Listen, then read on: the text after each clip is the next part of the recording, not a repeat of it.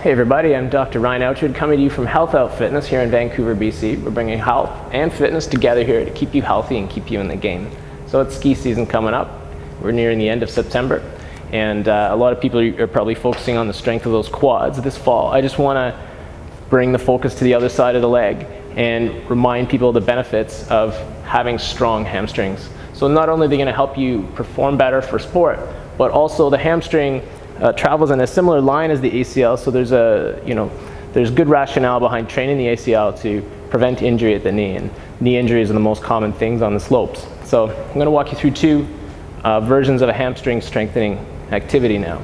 So the first one is if you don't have a ball and you have a slippery floor, you could put some woolly socks on or something slippery on your feet. Here, we're just going to use sliders on my feet to mimic slippery feet. And I'm going to start with my hips up in the air and my knees bent at 90 degrees and my tummy muscles are nice and tight. Okay, so I'm pulling the ribs down towards the pelvis here, and then I'm going to slowly drag the feet out. And I'm going to do that at about 10-second count at first. So my arms can go across my chest or my hands can go on my tummy, just making sure that I'm keeping that tension in my abs. And what's most important here is that I'm straightening the legs all the way, but I'm also keeping the emphasis on my hamstrings and my glutes and not feeding the tension too much into my spine. So a lot of people are quite strong in their lower backs and weaker in their hamstrings, and so they'll kind of arch like this as you straighten the legs. So you're keeping the tummy really tight all the way to the end, 10 seconds out. Then you can just drag the feet in like this, bring the hips back up, and do it again.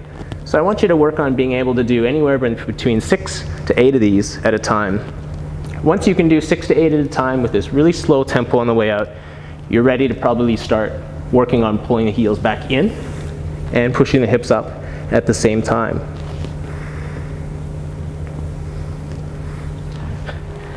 With the ball, the hamstring curl with the ball is the exact same.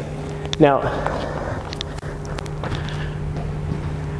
with the ball, your start position is actually here, right? So you're trying to emphasize hip extension with this exercise. So you're trying to think about your ears, my shoulders, my hips, and my knees are on a relatively straight line. At first you can start with the hands on the ground, and then the next step would be to have the hands here balancing.